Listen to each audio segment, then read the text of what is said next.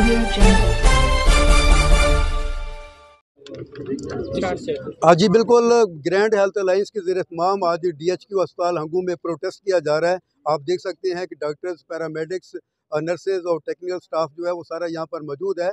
और इस एहतजाज की बुनियादी वजह ये है कि एक अरसे से हंगू के जो महकमा सेहत से वाबस्ता जो अफराद हैं, मुलाजमीन हैं, वो MS के ख़िलाफ़ और DHQ अस्पताल की इंतज़ामिया के ख़िलाफ़ सरापा एहतजाज हैं। पहले 3 दिन तक कालियाँ पट्टियाँ बांध कर एहतजाज किया गया। इनका मुतालबा है कि अस्पताल का जो फ़ंड है वो कहाँ जाता है, MS का रवैया क्यों दुरुस्त नहीं है और अस्पताल में अवाम को सिरिंज तक क्यों दस्तयाब नहीं है। आज यहाँ पर पहले इजलास हुआ है। इजलास में शुरा ने अपने अपने जज्बात का इजहार किया, जिसके बाद वाक हुई है। आप देख सकते हैं कि प्ले कार्ड्स उठाए हुए हैं। यहाँ पर हेल्थ ग्रैंड अलाइंस के सदर हाजी लुकमान गुल औरकज़ई और उनके दीगर रुफ़का भी मौजूद हैं। इनसे पूछेंगे कि इनके एहतजाज का जो मकसद है वो कब मुकम्मल होगा और ये क्या चाहते हैं, और इनके मुज़ाकरात के दरवाजे इन्होंने बंद कर दिए हैं या इनका एहतजाज जारी रहेगा। ऐसा बताएं कि आज जो एहतजाज हुआ है इसकी बुनियादी वजह क्या है?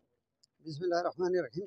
सबसे पहले तो तमाम मीडिया के दोस्तों का शुक्रिया अदा करता हूँ कि आपने एक हफ़्ता 10 दिन पहले से जो आवाम के साथ इधर जुल्म हो रहा है इस अस्पताल में, वो आप सोशल मीडिया पे और मीडिया पे ले आए हैं। बात यह है कि ये जो हमने तहरीक शुरू की थी, इसके मेरे ख्याल में 6 महीने हो गए कि हमने इस अस्पताल में जो करप्शन हो रहा है, जो एम्प्लॉइज़ के हरासमेंट हो रही है, उसके ख़िलाफ़ एहतजाज किया था।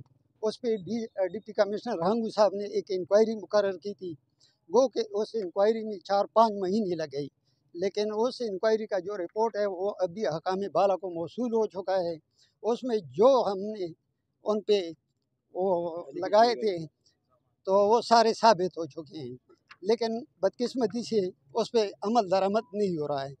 आपको ख़ुद पता है कि इधर जब मरीज़ आता है इमरजेंसी में तो उसको सबसे पहले ये कहा जाता है कि हमारे पास फ़ंड नहीं है, सिरिंज नहीं है, बाहर से सिरिंज ले आएँ। तो गुज़िश्ता 1.5 साल में तकरीबन 97 लाख रुपए जो है ये HMC फ़ंड इन्होंने इस्तेमाल किया है, तो उसमें सिरिंज नहीं ख़रीदा है तो फिर क्या ख़रीदा है।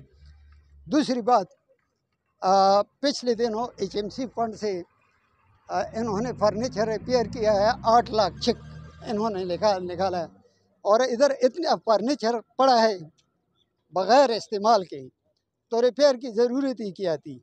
तो उस पे इनको चाहिए था कि इमरजेंसी के लिए सिरिंज ख़रीदते, कैनोला ख़रीदते। आप यकीन करें कि शाम के बाद आप आ जाएं, इधर जब मरीज़ आते हैं उसके साथ जितना जुल्म हो रहा है, और उसकी तमाम तर ज़िम्मेदारी जो है इस MS और इनके कारिंदों पे है, क्योंकि इधर करप्शन अरूज पर है और आवाम को कोई सहूलत आप मैसर ये नहीं। बताएं कि अभी आपका मकसद क्या है? अभी आप कहते हैं इनको तब्दील किया जाए या ये अपना कितना दुरुस्त कर ले, क्या करें? दोनों में नहीं ऑप्शन जी, है। नहीं जी, हमारा मुतालबा ये है कि इनको यहाँ से हटा दिया जाए और इधर एक किसी और ईमानदार MS की तैनाती की जाए। हम उसके शाना बशाना पर खड़े होंगे। हम फंड भी लोगों से इकट्ठा करेंगे। इमरजेंसी जो ज़रूरियात है वो हम पूरा करने की कोशिश करें, लेकिन MS के साथ नहीं हो सकता, क्योंकि अगर हम कर दें तो ये फिर भी उसमें भी करप्शन करेगा, तो लिहाजा ये हमें मंजूर काबिल कबूल नहीं है। अभी थोड़ी डॉक्टर साहब फिर से बात करें। हमारे यहाँ पे कॉन्ट्रैक्ट के कुछ डॉक्टर साहिबान आए हुए हैं, जिनकी 11 डॉक्टर साहिबान हैं। उनकी अभी एक्सटेंशन के लिए MS साहब से उनको NOC की ज़रूरत है, तो हमारे ये परफॉर्मेंस सर्टिफिकेट की ज़रूरत है।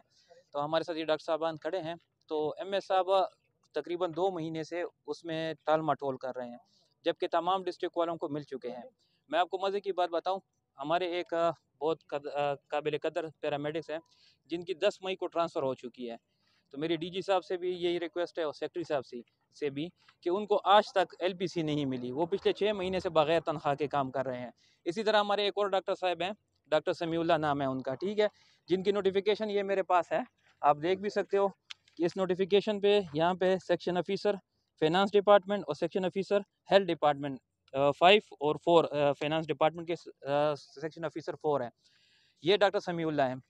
इनकी नोटिफिकेशन हुई है 15 सितंबर 2023 को, ठीक है।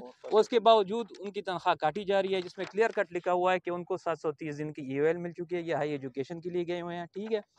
हाफ एवरेज पे पे इनको स्टडी लीव मिली हुई है, लेकिन ये इनके करियर को तबाह करने पे गैर ज़रूरी और नोटिफिकेशन कर रहे हैं, जिससे ये हॉस्पिटल की एम्प्लॉय की हरासमेंट कर रहे हैं।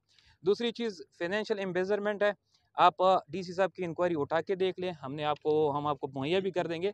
उसमें हर जगह पे लिखा हुआ है, अगर सेहत कार्ड है, रेगुलर बजट है, एचएमसी बजट है, जो भी रेवेन्यू का बजट है, अगर उसमें क्या कहते हैं, पैथोलॉजी की शेयर्स हैं, रेडियोलॉजी की शेयर्स हैं, उन तमाम चीज़ों में इरेगुलरिटी पाई जाती है। इवन हमारे हॉस्पिटल में कोई भी व्हीकल नहीं है, पीओएल में तकरीबन कोई 8-9 लाख रुपए के फंड निकले हुए हैं, ठीक है। इन एमएस साहब के कहने के मुताबिक ये डीसी साहब की मीटिंग में भी बार-बार कह चुके हैं, डीजी साहब को भी ये कह चुके हैं कि हमारा जनरेटर ख़राब है, ठीक है। तो मुझे इस बात की समझ नहीं आ रही कि वो 8 लाख रुपए कहाँ गए हैं। अगर उन्हीं 8 लाख रुपए पे यहाँ पे कोई सिरिंज वगैरह आ जाती तो ये आवाम को मसला ना होता।